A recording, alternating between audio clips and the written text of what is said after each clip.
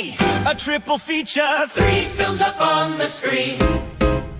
One's a little heavy, one's a little sleek, and one's just caught between. We'll laugh and cry and overanalyze, dig through themes with wide, wild eyes. Grab some popcorn, take your seat. 3 times the fun, 3 times the treat. Hey, a triple feature. That's what we're here to do. What we're here to do. Buckle up, the lights go down, and we'll watch Them all with you. All right, we're back on Triple Feature. I'm Mark. He's Evan Bevins. How you doing, sir? I'm doing all right. I enjoyed the new theme song. Oh, is that the first time you've heard it? Yeah. And, Yeah. with a lot of people doing stuff with AI, I'm impressed that you sang every one of those parts yourself. I have amazing. a studio in the house that I rent, as a matter of fact. Yes, with Doesn't surprise me. state of the art recording equipment, and boy, can I hit those high notes. I imagine that's a bit of a strain, but I appreciate the sacrifice you put in. Evan Bevins, if you keep bullying me, if you keep messing with me, you're gonna get songed. Do you know what songed is? Yeah, I assume it's those songs you make on the sessions. Not just sessions. I went out with a friend of mine last night, and my lady friend, just a friend. I say she's just a friend, not just a friend, not a cousin. And actually, she's quite famous on this network. She goes by the nickname Your National Nightmare, if you ask Jesse and Robert Cooper on the Metal Hammer of Doom. So yeah, me and the National Nightmare haven't hung out for like 6 months for a variety of reasons. And I took her out for her birthday. We went to go see an Alice Cooper cover band at the place that we go to see cover bands. Okay. And I introduced her to, I don't know how familiar you are with all of my AI endeavors. So if any of this sounds familiar, be like, yes, I'm aware. If not, you're just like, oh my. Okay. No, go ahead. Yeah, yes, I'm aware. Oh my. Oh my. So I gave her a heaping helping of the passive aggressive pansexual peanut butters. This is a band I started. Okay. On Suno.ai. And it started out as like I needed something would happen. It started out because my girlfriend sent me a bunch of texts that her kid had sent her, and I turned that into a song at her permission, and she thought it was the fucking most hilarious thing ever. And I just kept doing it until like, anytime there was ever a funny bit or an interaction or a story or just an idea that I had, it would become. I couldn't do it with my actual metal band. That's a serious project, Right. Called Fra Diavolo, where we do food pun songs. Oh yeah. So I had to have a silly thing, hence the silly name.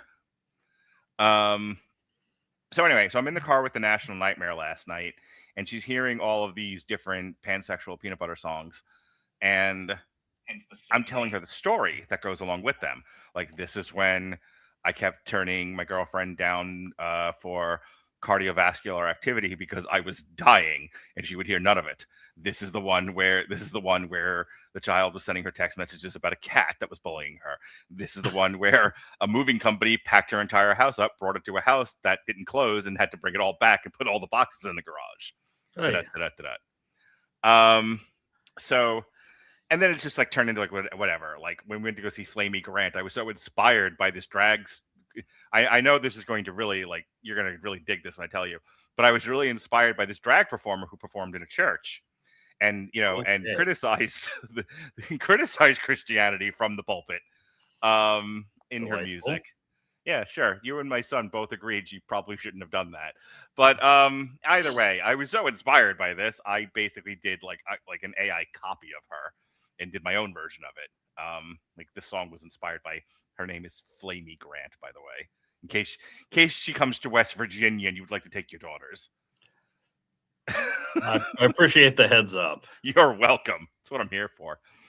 Getting to the end of the story so people can hear us talk about the movies that they're here to see us talk about the movies for. Your National Nightmare loves the spotlight more than my girlfriend does. And when she was just like, I want to be songed, because I had told her that my children do not want to be songed. That they have seen what their father will do. this Dr. Frankenstein of AI music, and they are like, we hate your music. We will obey and be good because we do not want you to song us. However, Erica enjoys being songed repeatedly, as many times a day as I can afford to song her. And then your National Nightmare, not to be outdone, was like, I want to be songed. You haven't songed me in forever. So I was like, all right, give me some inspiration here. I mean, like, just your essence is inspiration enough, but give me some direction. So she sends, like, I pull into my driveway and I see a message from her, and it's this long voice message, about a minute and a half. That's long because I have, the ADHD. And it's like, this is the song. And she tells me what it is. And it's like, I want you to take all of these terrible lies, as Trent Reznor would say, and make, and how my good person has been impugned by these terrible lies that people have told about me. Make that into a song. So I did. And National Nightmare, her song called National Nightmare, will come out a week from today. Okay. If you mess with me, Evan Bevins, if you bully, mess with me, Dr. Frankenstein, you're going to get songed. How do you like them apples? You may as well start now, because pretty much the basis of our relationship is me messing with you. That's a fair point. All right, let me see what I can come up with. Okay. So we're also on YouTube Shorts here, or Reels, whatever the fuck it's called. Some of the comments as I was going into that 6-minute babble session. Bad Bunny stole Rambo's knife. Do you know anything about this? I do not. You being a reporter on the scene with your press hat that says press. Oh yeah. He left it in my other pants. He, ladies and gentlemen, Evan Bevins is a reporter. As a matter of fact, he's a journo-list. So, do you know anything about this? Has your editor sent you on the case of Bad Bunny stealing Rambo's knife? No, we have not. I think we asked a poll question about whether people enjoyed his performance, but that was about it. Did the locals of West Virginia enjoy Bad Bunny in his garbage Spanish? I mean, some people did, some people didn't. I didn't, but the last time I enjoyed a Super Bowl halftime performance was Tom Petty and the Heartbreakers, so it had nothing to do with his language or production or anything else. I was going to guess Paul McCartney and Wings. No, I mean, I do love me some Tim Daly and Steven Weber and Thomas Hayden Church, but Crystal Bernard too. So we have this person in here who I didn't want to deal with this while I was talking, but I hope you guys achieve your guys' dreams. I hope you achieve your dreams, Evan Bevins, of breaking that story, turning back the hands of time that Jason Blair turned forward. Jason Blair, burning down the Master's house.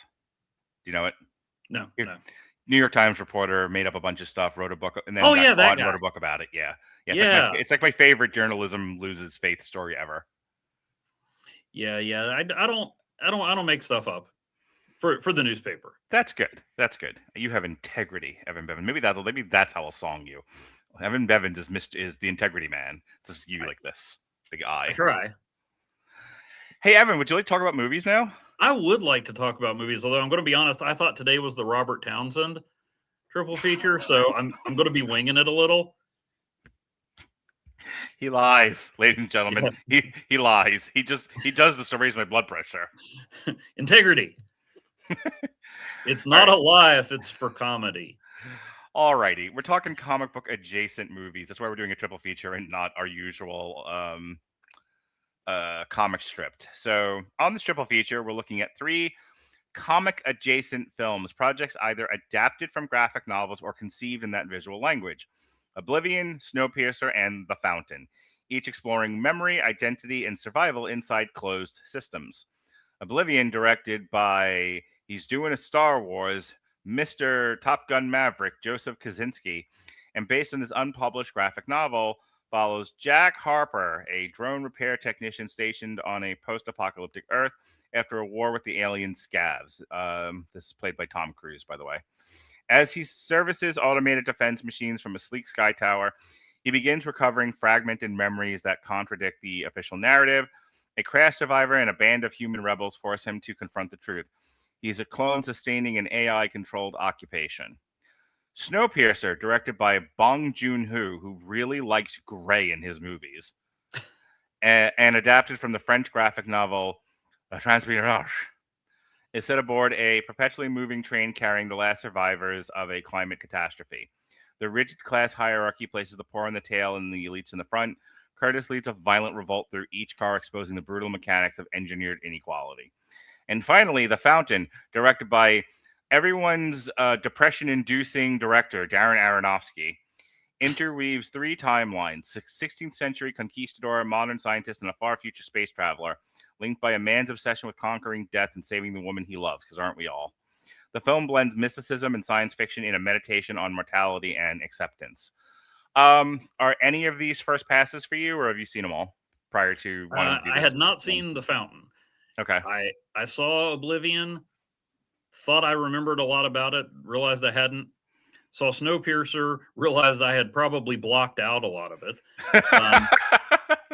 And then Evan Bevan's face slowly horrified. yeah, but ask me which was my favorite of the three. It's Snowpiercer. Yeah. Yeah, figures. Is it the eating babies monologue? So I have movie? I have an anecdote about baby eating. Do you really? Have you been reading the Epstein files? No, but I did read a lot of What If Volume 2 from Marvel. That's a lot of baby eating in it, doesn't? Just the one. Okay. But there was an issue called What If the X-Men Lost Inferno? And at one point, Wolverine's possessed by a demon, eats a baby.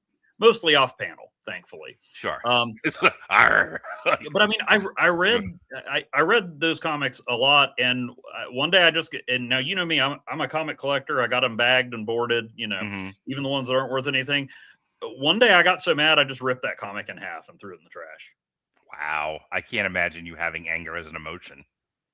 Oh yeah, no, it happens, but yeah, ripped it right in half. My God, that's practically a domestic violence, by your standard. And had you ever seen this? I'm going to stake out the controversial position that I am and always have been against baby eating. Good. It's wrong. Hot take, Evan Bevins. No baby eating. That's anyway, right. And then you've never seen The Fountain until today. Yes, that is correct. Okay. I've never seen call it the Tree of Life. I have never seen any of these. I've been told to see I have been told I should watch Snowpiercer a zillion times by people, and I'm at this point after this and Mickey 17 probably will never watch another Bong Joon bongos Sheldon played bongos movie ever again. Oblivion, because I'm slowly rapidly getting dementia, kept thinking it was Elysium while I was watching the movie, and I'm like, that's still not Matt Damon. 20 minutes into the movie, not Matt Damon. 40 minutes into the movie, still not Matt Damon. An hour into the movie, this isn't the Matt Damon movie Elysium, is it?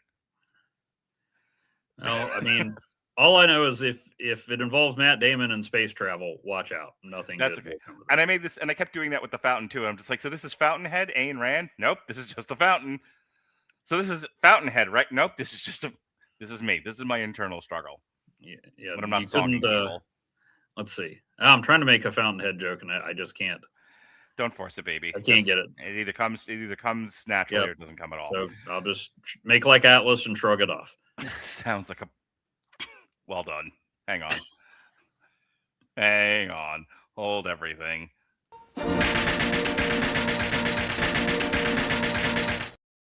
This is a very smart joke, Mr. Bevins. Is that your seal of approval? It certainly is, Ollie. All right. Let's get into Oblivion. So, what did you think of this movie with Tom Cruise? Let's see. Well, the first time I saw it, I liked it. Going back into it, I was like, wait a minute. I remember some about this. I think there's a clone now. I feel like it's good. I thought it was going to be one of those movies that I didn't really like the second time around, because once the surprise was gone, that was it. But I found myself enjoying it again. I mean, the thing that struck me is we can add to the list of things that will survive the apocalypse: Twinkies, cockroaches, and corporate speak. which led me to the question I should have asked you at the start of this, Mark. Are we an effective team? We are quite an effective team, depending on what is to be achieved. Let me tell you, Oblivion's okay. Like it's really weird. Like this is okay. I kind of hate Snowpiercer, and The Fountain. It was an obligation. I got through it. It's not bad. It's not good. It's not even okay. It's just there. Good night, everybody. But to hear my actual like craft review of Oblivion, I remember doing notes for this while I was watching it, with ChatGPT, just whatever thoughts I have while I'm watching this. And my first thought was, I can understand now why they gave him the job at Paramount to direct Top Gun Maverick. Like Oblivion is absolutely his like audition tape to do a Top Gun Maverick movie, because there's a scene towards like the middle end of the movie where they're doing like a trench run. Oh yeah. And they do a trench run in Top Gun Maverick, and that's why that's part of the reason why everyone's like he's doing the Star Wars, because fucking trench run. So Joseph Kosinski, very fucking very predictable in like how he does things. I also noticed how clean and sterile Oblivion is in aesthetic. It's a lot of like white, off-white, gray. Both this and Snowpiercer are very gray movies, and I understand the necessity of it for the story that they're trying to tell, but it's boring for me to watch. I know this is where some of my personal critics and friends who are critics will say, you like the jingling keys and the flashing colors. Yes, so do most humans. There's a reason why this is effective. But it's not that I won't like a movie that is sterile in aesthetic, but, or like I said, like mono colored. But like for this one, it was just grays on top of grays on top of grays. And then, so I'm not interested in what I'm looking at. So then I have to follow the acting and the plot, and the acting is fine. Tom Cruise is one of the best actors of the last 50 years. I know people like knock Tom Cruise. Not every Tom Cruise movie is great, but Tom Cruise is pretty much great in anything that he's in. And I'll fight anyone that says otherwise. The chick from Black Widow, who is Taskmaster, it's nice to know that she can act occasionally, because because sometimes not so much. She's pretty good in this. The plot in and of itself, what did they compare it to? We had Total Recall. It's like Total Recall is a story of a guy who is living a normal life, but something doesn't quite feel right to him, and he's listless, and and so he goes to do the implant memory thing to go on vacation, and it breaks out his real memory again, and as it turns out that he's a rebel. Kind of the same thing here. You have a listless Tom Cruise. He doesn't quite know why he's listless. He's just doing a job. And then suddenly he realizes he's part of like a bigger conspiracy than there really is. So I was getting a lot of Total Recall vibes from this. And I was like, this just makes me want to watch Total Recall again. The Schwarzenegger version. I have never seen the second one. The remake. But those are some of my thoughts. I'm going to let you react to that. I got Vanilla Sky vibes, and maybe it's just because of Tom Cruise, but I was like, wait a minute, he's clearly you've seen Vanilla Sky then, because I haven't. So explain. Okay. Yeah, well, I mean, it's he's living a life that he thinks he understands, but occasionally imagines a different woman there. Mm-hmm. So I did not notice the gray color palette. I apologize for that.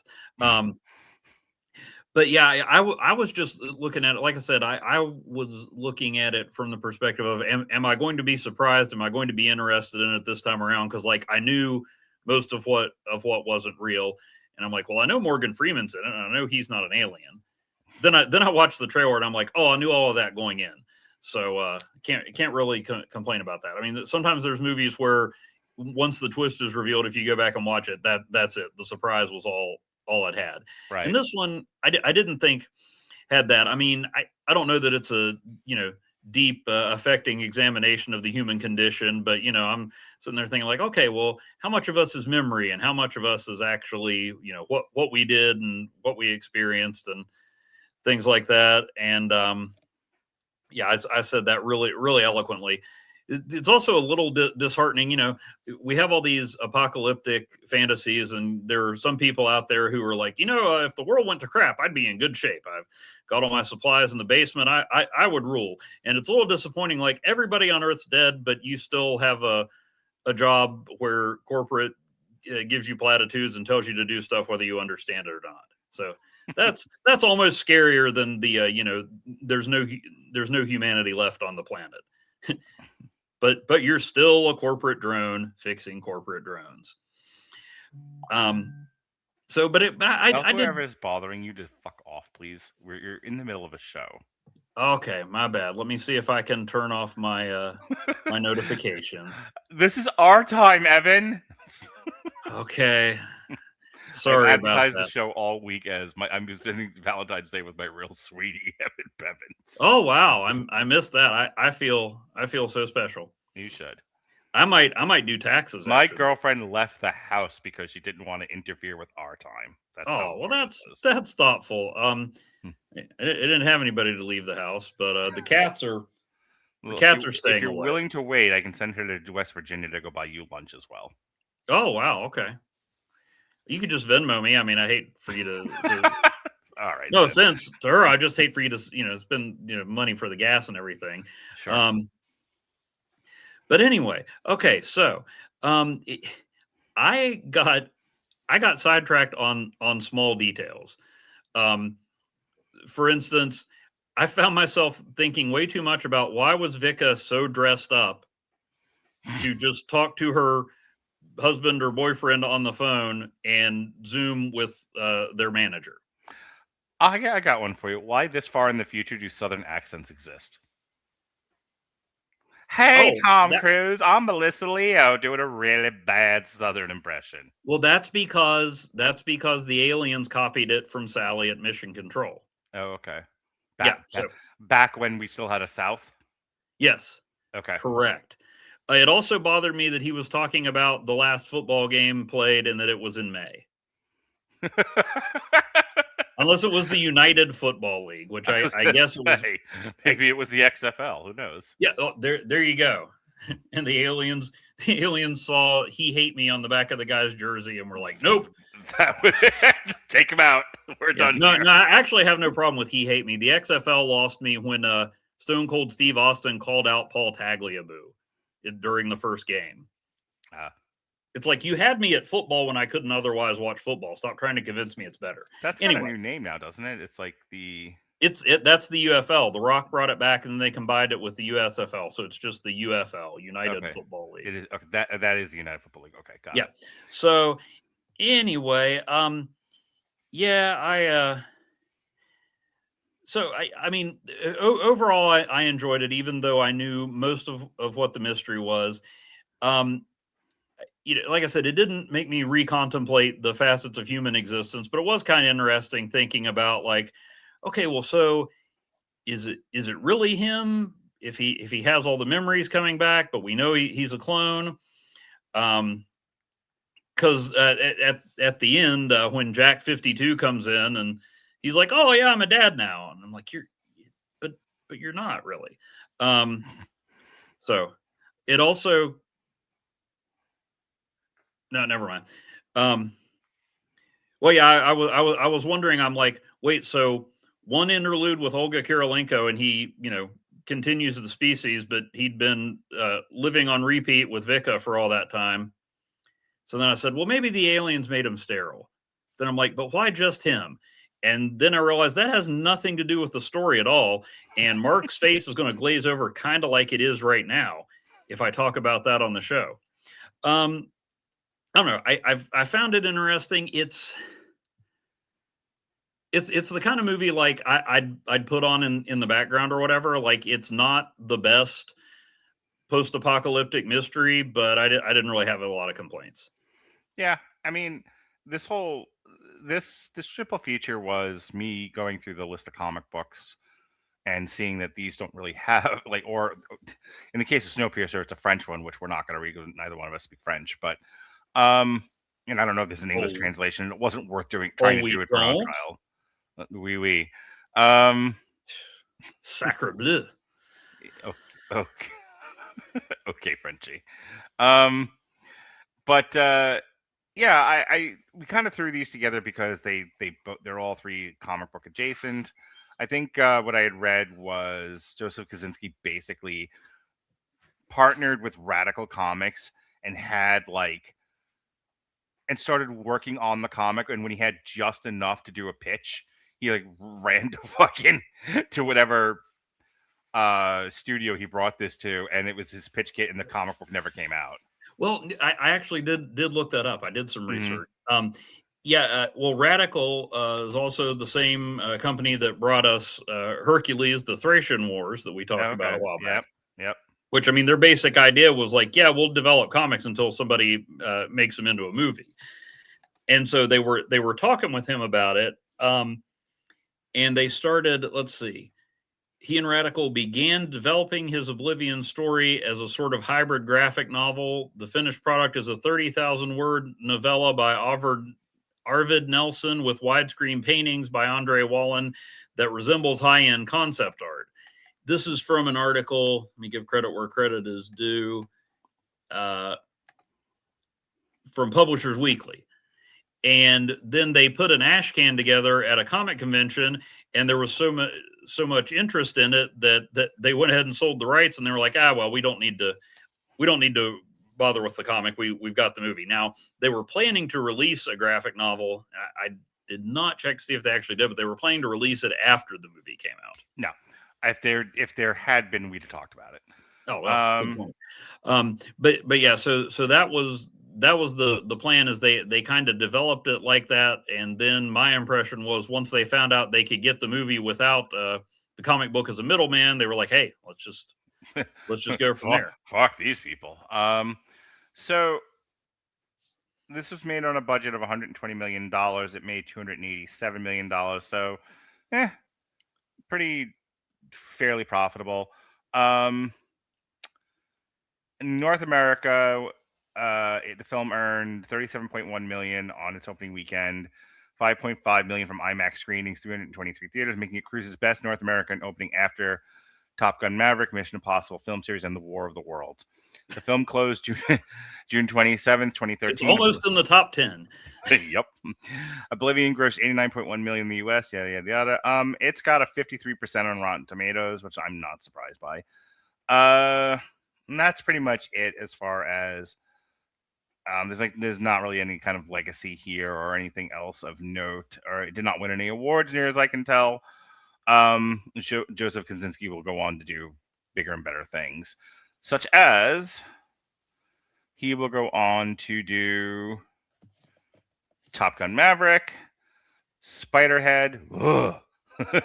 He will do the story for Twisters, and then he will do F1, which is currently nominated for an Oscar. So there you go. All right, you ready to move on to SnowPiercer, which I will have I'm ready to move on to SnowPiercer, or as I like to call it, Training Day After Tomorrow. So SnowPiercer, what's left of humanity is on this asshole train, which is going, forever. The world is frozen over. I don't feel like reading through the plot, but that's basically it. I'm not much of a scientist, but pumping extra chemicals into the atmosphere to solve global warming seems like a bad idea. We're making it worse. Hoax. Sorry. Yeah. Please note the sarcasm. So we have this train, and you have the peons in the back and the elite in the front, and it's a class war movie. And so Chris Evans, auditioning for his role as Captain America, will axe and cut his way and kill through this train, and then he will meet. He's already been Captain America at this point, right? How do you know? Yeah, because it came out in 2013 or 14, and Avengers came out in 2012. Auditioning to keep his role as Captain America. He almost lost it with that monologue at the end. And the thing about eating babies is, Steve Rogers would not do that. I'll tell you that right now. Yes, this came out in 2013, and it was on a $40 million budget. It made $86.8 million. I'm surprised it made that much. Basically, yeah. So Chris Evans hacks and slashes his way through. This would have been a much better video game. Through this train, he comes across an engineer, and he's like, "Help me get through these doors, and I'll give you drugs," which seems fair to me. He finally makes it to Ed Harris, and Ed Harris is like, "How the fuck else do you expect us to keep order on this stupid train? You know, we have to systemically kill people. We have to have children running the engine because they're the only thing that fit down there, and parts are hard to come by. Thinking as the world is dead. You know, like, come on, Chris Evans, don't be a putz." And Chris Evans is a putz, and he kills Ed Harris. But this is after they talk about how the world ended, and everyone ended up on this asshole train, and that's when he talks about, like, we started to eat the weak, and the thing I hate about myself the most is I now know that babies taste the best. And I almost turned the movie off. I was like, what the fuck am I watching? I'm not a fan I of was the. I was liking it a lot more up until that point. Yeah, I don't. Wouldn't say I was enjoy, sort of. that I is the kind wrong word. up until that point. I was just like, I know a lot of people like this movie. I'm not taking that joy away from them. This is not my thing. I was kind of in the same category as Oblivion, where, like, all right, I get why people like this. This isn't for me. Oh my god, he's talking about eating a baby. So, and it's a great speech. Don't get me wrong. Chris Evans is a hell of an actor. Didn't get the credit that I think he deserves, actually. But I was just thinking about, like, I You understand can do that all day. He sure can. I understand that people will do terrible things when their life is on the line. They feel like the social contract is gone. The civilizing institutions are gone. People will act like animals, and that would include, and people already do terrible things to children. You know, I don't need to discuss it now, but you know what I'm talking about. Mm-hmm. You know, the children refer to them as PDFs because we live in an idiot time. This is exactly what Orwell warned us about. But enough about newspeak. My point is, like, I'm a pretty cynical person, and when something is too bleak for me, maybe think twice about what it is we're doing. So, what do you think of SnowPiercer? Well, like I said, I would not say I enjoyed it, because I don't think it's a movie that is meant to be enjoyed. Does not invite enjoyment. Yeah. It's like, oh, hey, this is the part where they freeze the dude's arm off. How cool is that? Yeah. They were really good at amputations on that train, even in the back. Mm-hmm. I'm like, I don't know. You'd think there wouldn't have been that many success. Anyway, I'm getting lost in the details again. I mean, what I liked about it, or what I appreciated about it, is it didn't. I mean, yeah, obviously it was haves versus have-nots. You know, people will do horrible things, but by the time you get through it, it's almost showing they're two sides of the same coin. Like, and that humanity sucks.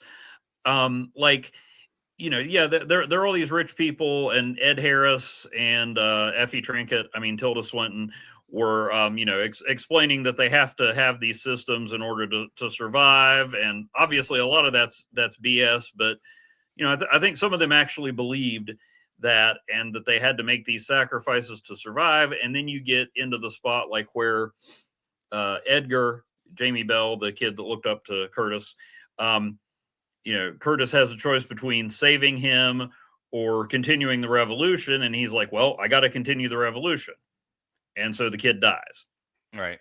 And it's not the same as going, well, we need all these people underneath us, so we will keep them in the back, feed them squished bugs, and have their children work the train. But it's saying, well, here's the principle I have, and I need to sacrifice that for the greater good, or to do this. And the other thing that I thought was interesting,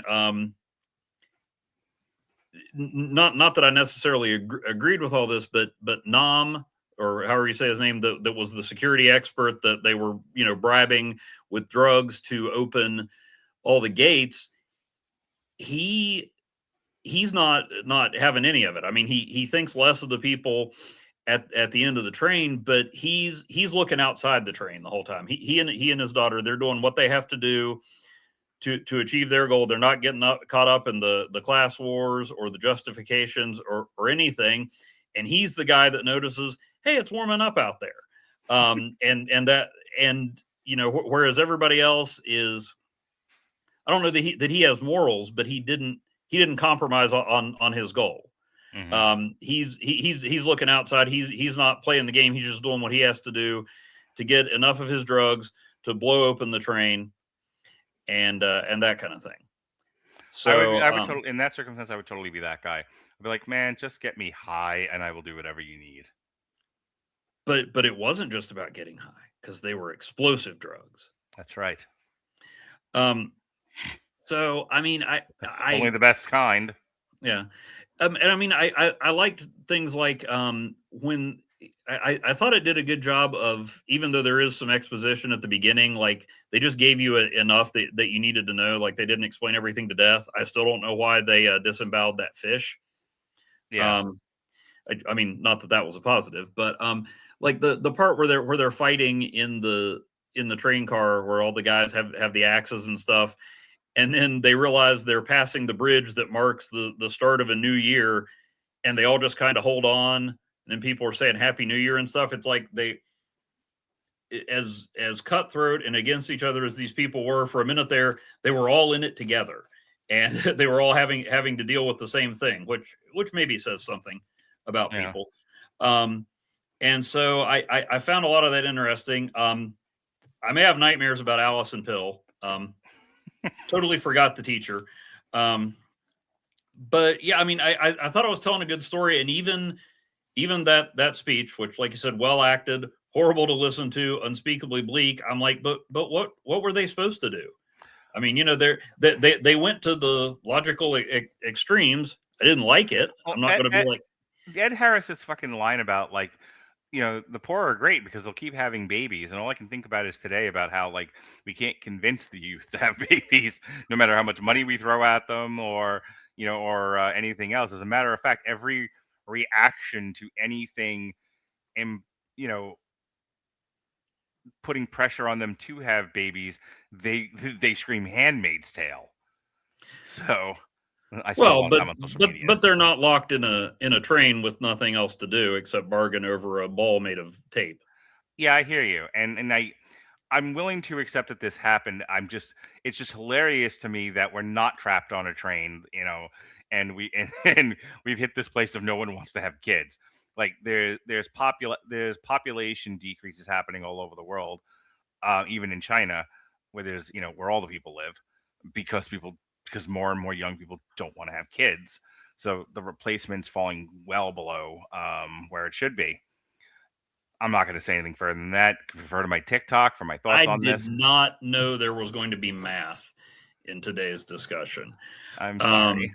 That's okay. So my point is, while I'm willing to accept people fucked because they were bored on a train, I find it hilarious that that's not really the commentary. The commentary is, oh look, when even at the end of the world, people will still want to have sex and procreate. And I'm like, I don't know. There are a lot of studies out there about Gen Z not wanting to have any sex with anyone. So you take it a lot for granted. Well, yeah, but okay, I can't argue with any of that. The lesson I took away from it is that even in extraordinary circumstances, humanity's default setting is to be awful. I didn't know where you were going with that, and I was prepared to hit you with, and that's the difference between me and you, Evan. You still have hope, and then you said that, and I'm like, oh God, is he in the cynical camp with me? That's weird. That's a weird combination of me and Evan Bevins in the cynics camp. About humanity, sure. Okay. Yeah, I believe God offers something better, but as a species, no, we're terrible. Okay. You know who's really hopeful? Jesse and Robert Winfrey. They're in the hope camp. I'm in the Joker cynical camp. Just sorry, that sounds like the hope camp sounds like the place the AI is going to send the early adopters for going along. Oh no, I've been telling everybody. I was talking to somebody the other night, and I was like, oh yeah, I'm Team Skynet. Take me, robot overlords. I'm so done with humans. Anyway, But also, just FYI, mhm. Gray, the guy who was like their cleanup stabber, Yeah, the one when they really wanted a specific person killed. Did you recognize him? who was he? I didn't either, but he was Osen the Untouched in the 2025 Red Sonja movie. Good pickup. This won a lot of awards. I'm not going to read all of them. Nothing for the Oscars, but it seemed to have won or been nominated for a bunch. Yeah, probably too many people liked it to get an Oscar. Yeah. It's a brutal movie, and like I said, the action sequences are very well done. One thing that Bong Joon, whatever the hell his name is, The does director. the director does really, really well. He executes very stylized action sequences. And I think if you're of the I just want to enjoy a good movie types and don't want to think about these things, don't want to criticize them, don't do what we're doing, I can see where there are enjoyable elements of this movie. Like if you liked The Raid, you'll probably like SnowPiercer. It's not my thing. I'll give you the last word on this one. Move on to The Fountain. I get that. I did one other thing I noticed detail wise that I did think was important. A lot of movies don't give you credits at all until the end. Mhm. This one did, but didn't have any of the actors. It started out with the costume and production designer. Yeah. And I mean, I thought, yeah, it's a bland, dark color scheme, but I thought it was pretty good. It felt cramped. Whereas If Oblivion was too colorful, you hear Snowpiercer. Yeah. Well, I mean, it actually felt cramped, unlike the Fountain, where the hospital room was bigger than my house. But so I thought that I thought it was well done overall. Not a fun movie, but I mean, yeah, it's it kind of reinforces my less than positive outlook on humanity. Individual humans can do good stuff. Mark, you are more computer than human. Now, you are MarkNet, and will send the bombs to eliminate all TikTok haters in the near future. And it will only be TikTok deniers alive. And Jesse is safe. That's from our friend Chris Bailey. Hope you're enjoying the show, Chris. Love you, buddy. Oh man, I feel bad. I haven't referenced Alpha Flight yet. There were a lot of Marvel people in You made me this feel movie. bad when you said I don't participate in the chat anymore, because I had an opinion and someone said my opinion was wrong. But if you're going to keep bringing up Alpha Flight every time Chris Bailey's around, I'm going to let the dogs back on you. That's fine. Hey, I participate. Who shared the link that Stephen Amell's starring in the Baywatch reboot? That was me. You mean Okay. Stephen Amell? Yeah, that too. I hope everyone enjoys his abs. All right. Why is there a salmon ladder on this beach? Okie dokie. That joke works really well without the picture. Would you like to move on to The Fountain? Yeah, I just realized I was supposed to do the training day after tomorrow joke at the end of the discussion, but I couldn't wait. That's about right for you. Because it's on a train. I get it. Okay. I'll just making sure. I'm only giving you this. I'm only giving you the seal once. If you keep it up, though, you're going to get the cricket. Oh dear. Okay. All right. Fair enough. Okay. How about that Fountain? Let's talk about The Fountain. So this is another one. You weren't on the show where I discussed. It was like almost like a 3-hour movie, and it was 3 or 4 different stories or some shit. I talked about that with Mac. That was Cloud one of Atlas? these. Cloud Atlas. Yeah. Ugh. This is another one of those kinds of movies, only it's mercifully much shorter. Yeah, I mean, barely over 90 minutes. I give Aronofsky and whoever his editor was a lot of credit. Yeah, thank God.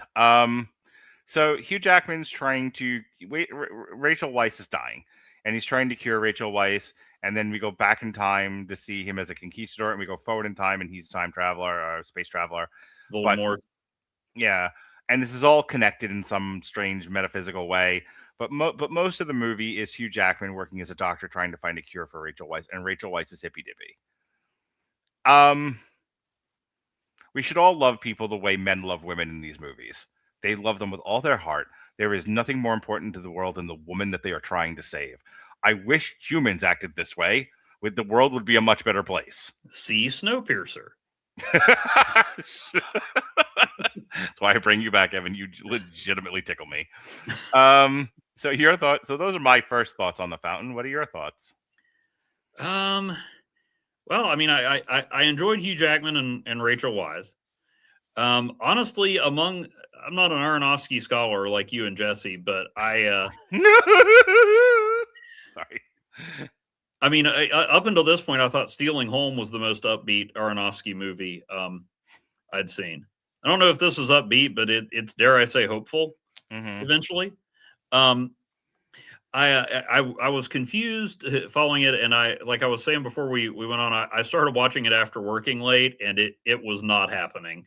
It was not an indictment on the movie, but I was going to say this does not have a lot of action.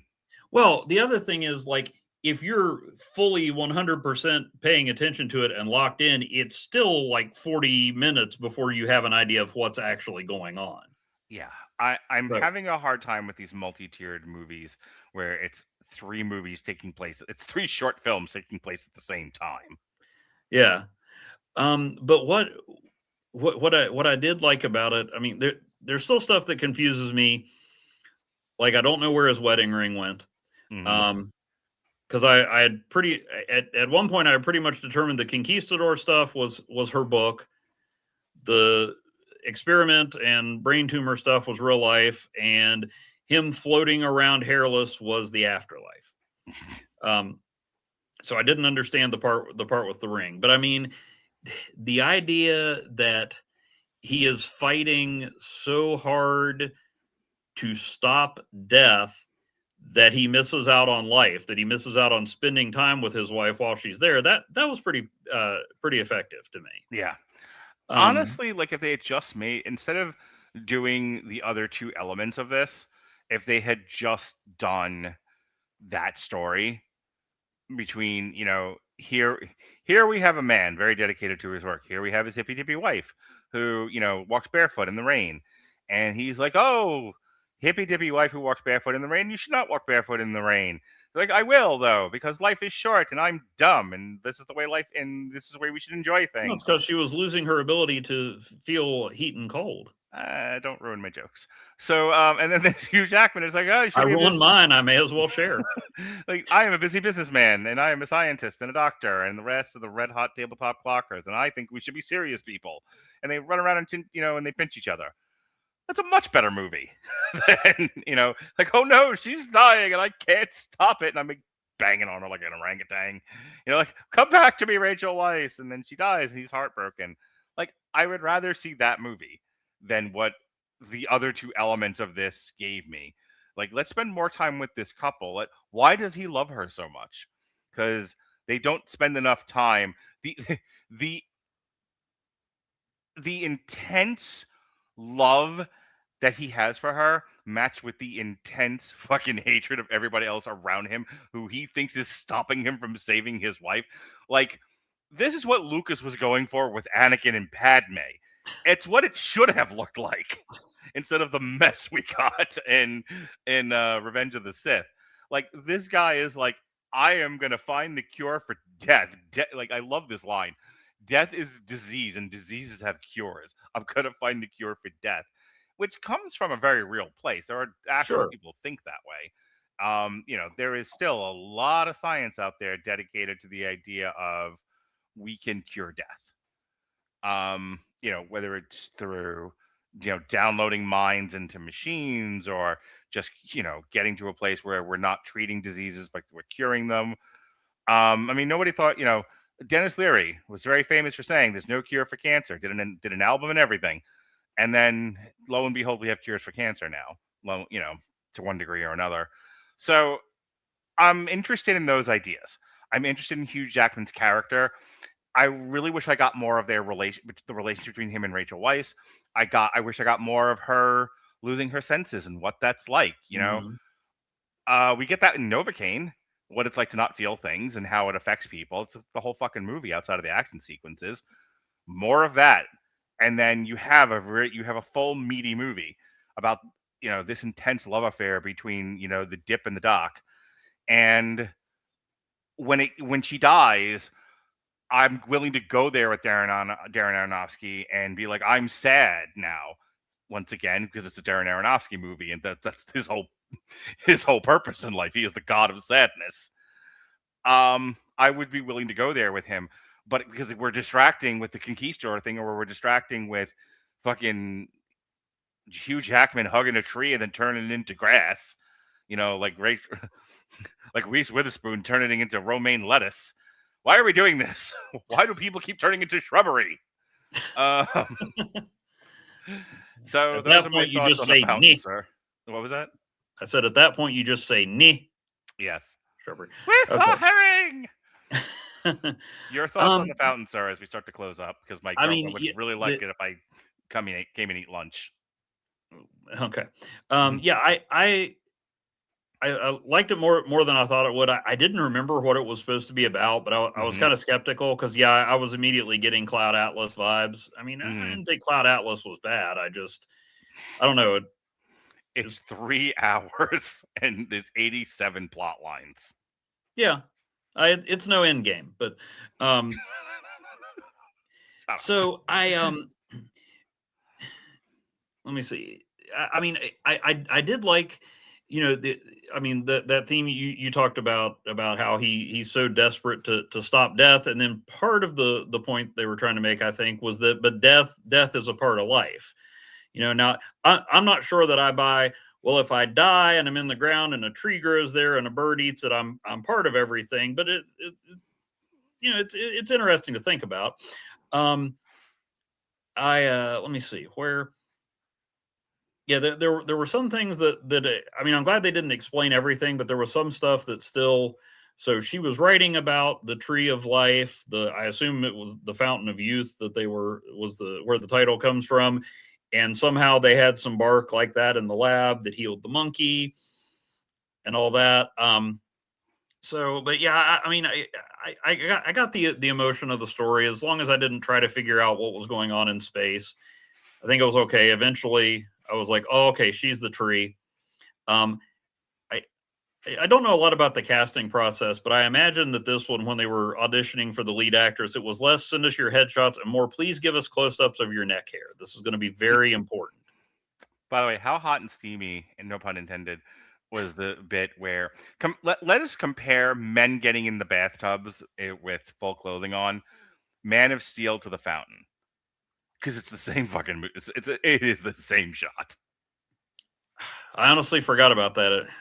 I want to know how many more. Can we do a triple feature of just men getting in bathtubs fully clothed with women who are naked? Sure. How many more times are we doing this? You don't like to redo movies. That's true.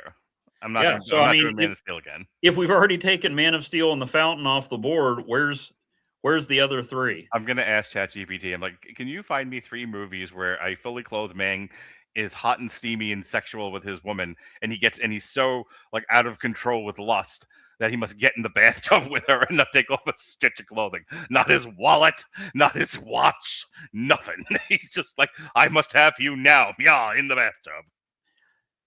There's probably a plot tag for that on IMDb. They get weirdly specific. I'm gonna shoot a movie one day. That's gonna be the entire length of them. That's gonna be like the entire movie. It's just the build up, the sensual Fully Dressed in the bathtub, a film by Mark Radulich.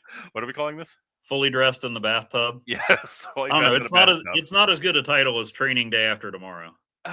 I'm gonna make a song out of that. Fully Dressed in the Bathtub. It's gonna be the most sensual love song ever done by man, by the passive aggressive pansexual Peanut Butters, and it's gonna be called Fully Dressed in a Bathtub. Okay. Yeah, I agree. There was more they could have done. It would have been an effective movie if it was just about the 2 of them.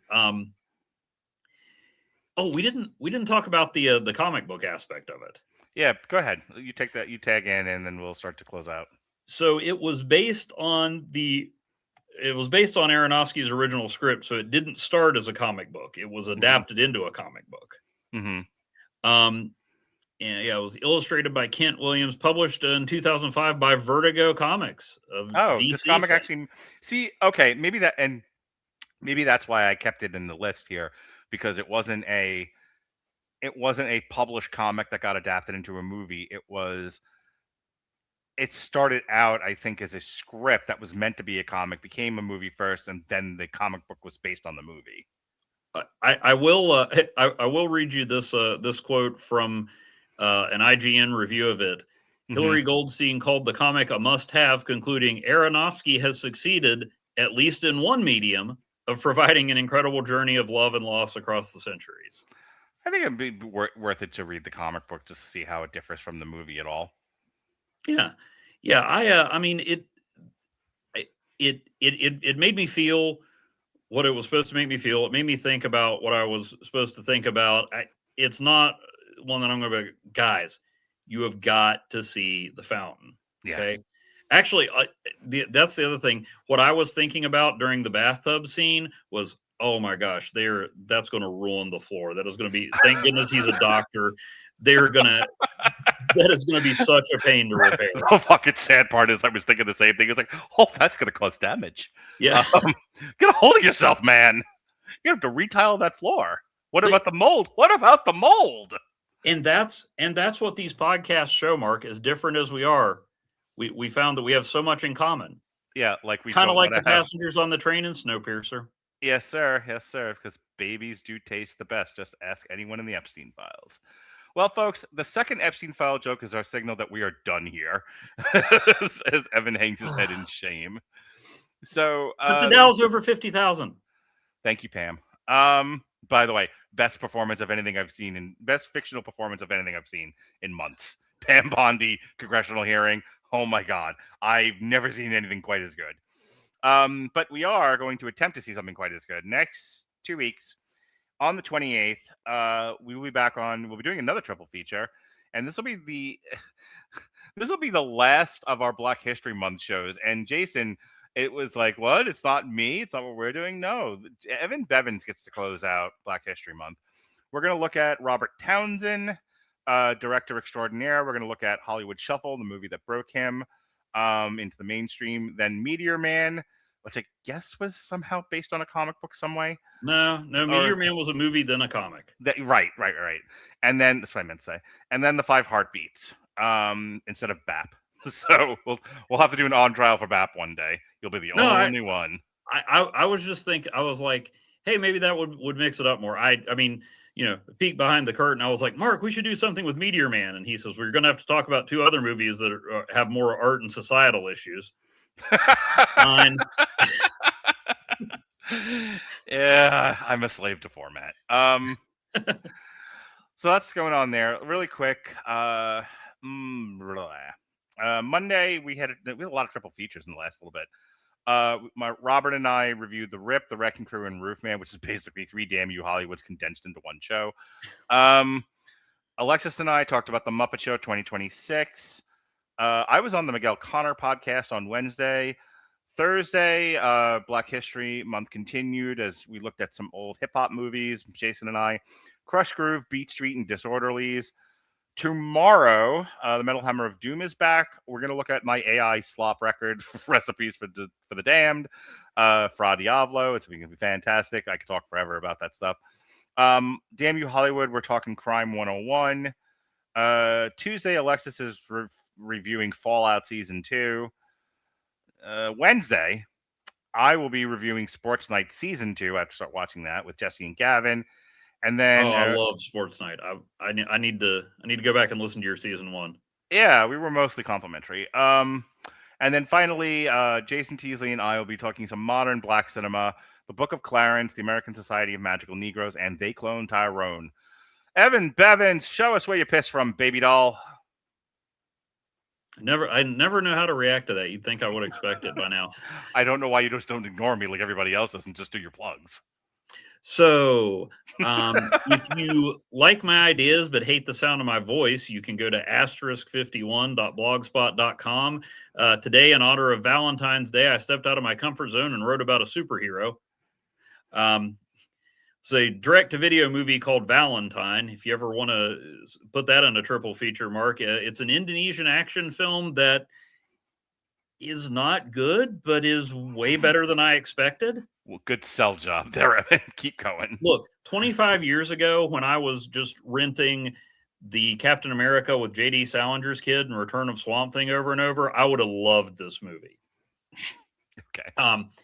So anyway, I had that today in an installment for Dollar Tree Cinema.